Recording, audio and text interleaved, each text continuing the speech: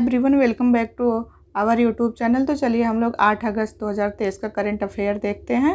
तो पहला क्वेश्चन है, देश का पहला अंडर वाटर बारूदी सुरंग का पता लगाने वाला वाहन कौन सा है? तो ये निराक्षी है।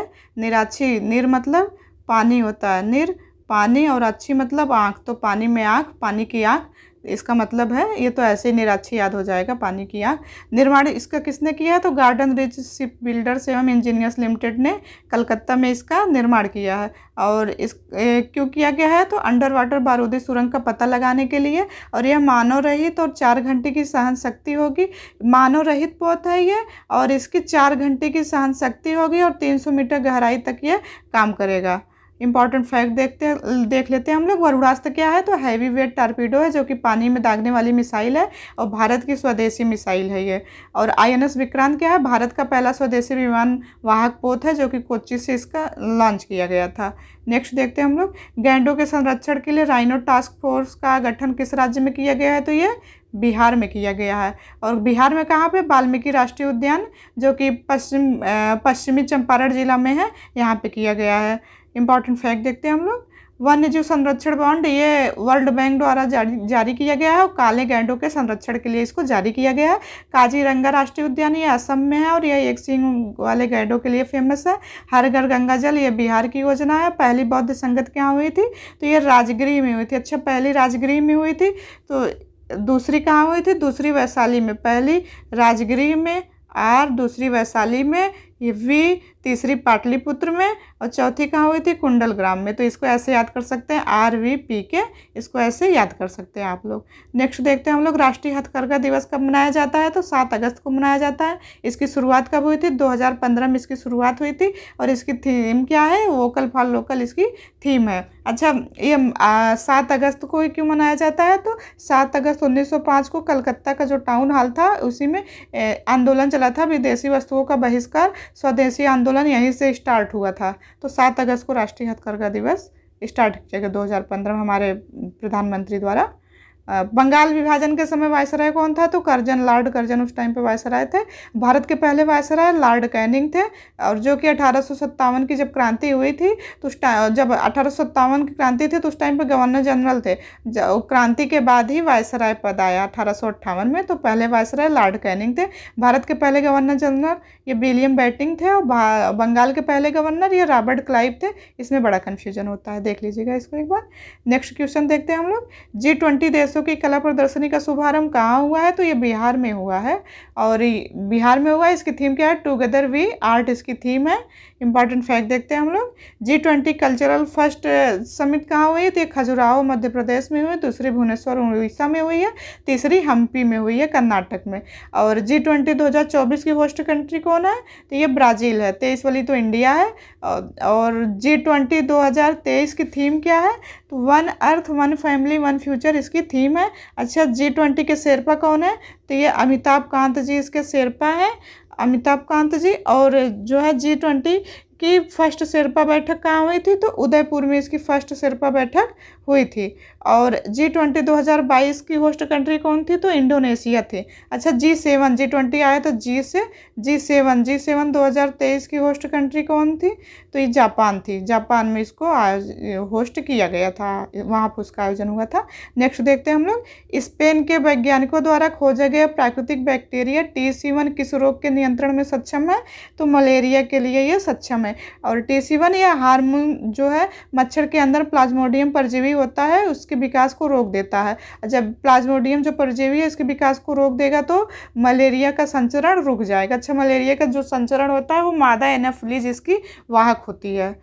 अन्य तथ्य देखते हैं हम लोग, निद्रा रोग का वाहक कौन होता है? तो CC फ्लाई निद्रा रोग का वाहक होता है। कालाजार रोग का वाहक ये सैंड फ्लाई होता है। इसमें परजीवी क्या है? लिस्मानिया इसमें परजीवी है। और मॉस्किवरिस्क क्या है? ये मलेरिया की फर्स्ट वैक्सीन है, मलेरिया की फर्स्ट वैक्सीन। और मलेरिया की जो दवा होती है वो मलेरिया की दवा कुनैन दवा या सिनकोना की छाल से प्राप्त की जाती है। और मलेरिया से प्रभावित क्या होता है, तो आरबीसी होता है, लाल रक्त कणिका, इससे प्रभावित हो जाती है मलेरिया। और भारत में मलेरिया उन्मूलन का लक्ष्य कब तक रखा गया है, 2030 तक रखा गया। और टीबी उन्मूलन का लक्ष्य 2025 तक रखा गया है। नेक्स्ट देखते हैं हम लोग, विश्व स्तनपान सप्ताह 2023 कब मनाया गया है, तो 1 से 7 अगस्त तक मनाया गया है। और इसकी शुरुआत 1992 में की गई थी। और 2023 में इसकी थीम क्या है, लेट्स मेक ब्रेस्ट फीडिंग। और ये जो माँ का पहला दूध होता है, जन्म के बाद बच्चों के डॉक्टर सलाह देते हैं कि बहुत ज़रूरी होता है पीना, तो उसको क्या कहते हैं, उसको कोलेस्ट्रम कहते हैं, जो गाढ़ा पीले कलर का होता है। ये बच्चों के लिए अमृत के समान होता है, माँ का पहला दूध जब बच्चे जन्म लेते हैं उसके बाद। इंपॉर्टेंट फैक्ट देखते हैं हम लोग, अंतर्राष्ट्रीय हाथी और अंतर्राष्ट्रीय युवा दिवस दोनों 12 अगस्त को मनाया जाता है। भाला फेंक दिवस ये 7 अगस्त को मनाया जाता है। और भारत छोड़ो आंदोलन दिवस ये 9 अगस्त को मनाया जाता है। 9 अगस्त 1942 में ऑपरेशन जीरो आवर स्टार्ट हुआ था। नेक्स्ट देखते हैं हम लोग, भारत सरकार ने किस देश से आयोजित ऑप्टिकल फाइबर पर 5 साल के लिए एंटी डोपिंग शुल्क लगाया है, तो ये चीन, दक्षिण कोरिया और इंडोनेशिया तीनों पे लगाया है। अच्छा, एंटी डोपिंग शुल्क ये है क्या, जैसे मान लीजिए कि हम अभी अगर इंडोनेशिया है, वो कोई प्रोडक्ट है वो 70 रुपये में बेच रहा है, 70 रुपये मिल रहा है। और इंडिया कोई प्रोडक्ट को 100 रुपये में बेच रहा है, तो अगर उसका प्रोडक्ट इंडिया में आएगा तो वो 70 रुपये का है, तो इसी को सब लेना चाहे, प्रीफर तो इसी को करेंगे हम भारतीय लोग। तो फिर हमें ये लगेगा कि इंडिया का जो प्रोडक्ट है ये महंगा पड़ रहा है हमें। तो जो है, जब इंडिया के मार्केट में पूरी तरीके से इंडोनेशिया का कैप्चर हो जाएगा, तो इसीलिए जो है, भले ही इसको अभी नुकसान हो रहा है, लेकिन एक बार जब पूरे मार्केट को ये कैप्चर कर लेगा तो इसके बाद ये महंगा भी कर देगा, तब भी लोग इसी के प्रोडक्ट को लेंगे। तो इसीलिए जो है, भारत सरकार ने इस पे एंटी डोपिंग शुल्क लगा दिया है 30 रुपये। 70 रुपये का सामान है, 30 रुपये एंटी डोपिंग शुल्क लगा दिया, 100 रुपये हो गया है। तो जो है, इससे क्या है कि हमारी जो अर्थव्यवस्था है, मार्केट कैप्चर पूरी तरीके से नहीं कर पाएगा। अच्छा, ऑप्टिकल फाइबर के जनक किसे कहा जाता है, तो नरेंद्र सिंह कपानी को ऑप्टिकल फाइबर का जनक कहा जाता है। और ये पूर्ण आंतरिक परावर्तन पर कार्य करता है। ऑप्टिकल फाइबर पूर्ण आंतरिक परावर्तन पर कार्य करता है, ये क्वेश्चन पूछा जाता है। इंपॉर्टेंट फैक्ट देखते हैं हम लोग, माउंट मेरापी और सिनाबुंग ज्वालामुखी कहाँ, इंडोनेशिया में है। अच्छा, उत्तर कोरिया और दक्षिण कोरिया को अलग करने वाली अक्षांश कौन सी है, तो 38 डिग्री अक्षांश है। और पंचशील समझौता कब हुआ था, तो ये 1954 में हुआ था, भारत और चाइना के बीच। उसी में कहा गया था हिंदी चीनी भाई भाई। सुमात्रा, जावा और बोर्नियो द्वीप ये तीनों इंडोनेशिया में है। अच्छा, अभी इंडोनेशिया की कैपिटल जकार्ता है, जो कि जावा द्वीप पे है। अभी ये शिफ्ट होने वाली है। अब कौन सी होने वाली है, नुसुंतारा इसकी कैपिटल होने वाली है। और ये किस आइलैंड पे है, तो ये बोर्नियो द्वीप पे है। नेक्स्ट देखते हैं हम लोग, WHO ने किसे 18वां ट्रैकोमा मुक्त देश घोषित किया है, तो इराक को किया। अच्छा, ट्रैकोमा क्या है, ट्रैकोमा जो है, इसमें आंखें प्रभावित होती है ट्रैकोमा में, और इससे अंधापन भी आ जाता है। और ट्रैकोमा जो है क्लैमाइडिया जीवाणु के संचरण से होता है। अच्छा, इराक की कैपिटल क्या है, तो बगदाद है। और इस इराक में ही दजला फरात नदी है, यहाँ पे मेसोपोटामा सभ्यता थी, दजला फरात नदी पे, ये हम लोग हिस्ट्री में पढ़ते हैं। अन्य तथ्य देखते हैं, मेजस मुक्त देश अभी हाल ही में घोषित किया गया, तो कौन है, भूटान हो गया और तिमोर लिस्ते दोनों हैं। अच्छा, इंडिया फ्री किस किस रोग से हो गया है, तो मुक्त किया गया है, तो अच्छा, चेचक से और पोलियो दोनों से इंडिया को मुक्त कर दिया है। पोलियो से 2014 में मुक्त किया गया था। अच्छा, जो WHO होता है, ये जब मुक्त करता है कि हाँ अब यहाँ पे ये रोग नहीं है, तो इसके भी तो कुछ मानक होते हैं। तो इसका क्या मानक है रोग मुक्त करने के लिए, कि 3 वर्ष तक कोई भी उस रोग से ग्रसित नया रोगी ना मिले, तो WHO उसको उस रोग से मुक्त घोषित कर देता है। अच्छा, जीरोफ्थैल्मिया रोग क्या है, ये आँख का सूख जाना है, इसमें आँखें सूख जाती हैं और विटामिन ए की कमी से होता है। नेक्स्ट देखते हैं हम लोग, निकट दृष्टि दोष क्या है, इसमें दूर की वस्तुएं हमें साफ नहीं दिखाई पड़ती है। और इसमें किस लेंस का प्रयोग किया जाता है, तो अवतल लेंस का प्रयोग किया जाता है, कॉनकेव लेंस। और दूर दृष्टि दोष, इसमें जो है हमें नज़दीक की वस्तुएं साफ नहीं दिखाई पड़ती हैं, और इसमें उत्तल लेंस कॉन्वेक्स का प्रयोग किया जाता है। अब हम लोग नेक्स्ट क्वेश्चन देखते हैं, 9 नंबर वाला। हाल ही में गुमंदी विट्ठल राव गद्दार का निधन हुआ, वे कौन थे, तो वो एक गायक थे। अब हम लोग इम्पॉर्टेंट फैक्ट देख लेते हैं जो कि भूगोल से रिलेटेड है। चाबहार बंदरगाह ये ईरान में है और इसको भारत द्वारा बनाया गया है। अच्छा, भूमध्य सागर ये लाल सागर को जोड़ने वाली जल संधि है। भूमध्य सागर लाल सागर को जोड़ने वाली जल संधि कौन सी है? तो वो स्वेज नहर है। स्वेज नहर देखिए, 1 मिनट, मैप में क्लियर दिखाई पड़ता है, हमने मैप तो लगाया था। हाँ, ये देखिए, यहाँ पे ये है, इधर ये भूमध्य सागर है और इधर ये लाल सागर है। इन दोनों को जो है, लाल सागर है, इन दोनों को ये स्वेज नहर द्वारा जोड़ा जा रहा है। तो भूमध्य सागर और लाल सागर को जोड़ने वाला स्वेज नहर है। और लाल सागर को अदन की खाड़ी से जोड़ती कौन है? तो ये बाब उल मंदेब संधि है। ये आंसुओं का द्वार भी इसी को कहा जाता है। लाल सागर को अदन की खाड़ी से जोड़ती है। इसको भी हम लोग मैप में देखते हैं।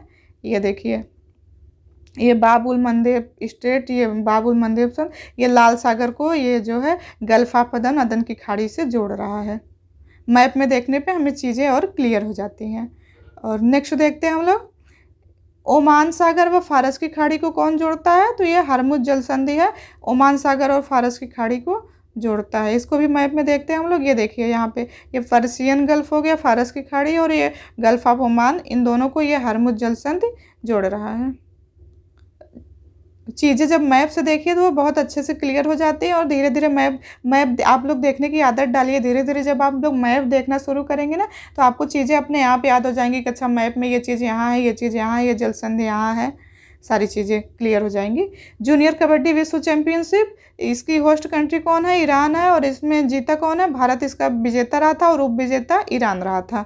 नेक्स्ट देखते हैं हम लोग, हाल ही में कमरे के तापमान वाले सुपर कंडक्टर LK-99 की खोज किसने की है? तो ये दक्षिण कोरिया ने की है। अच्छा, सुपर कंडक्टर क्या है? ये बहुत कम टेम्परेचर पर काम करता है और इसका जो है प्रतिरोध 0 होता है। अच्छा, प्रतिरोध क्या है?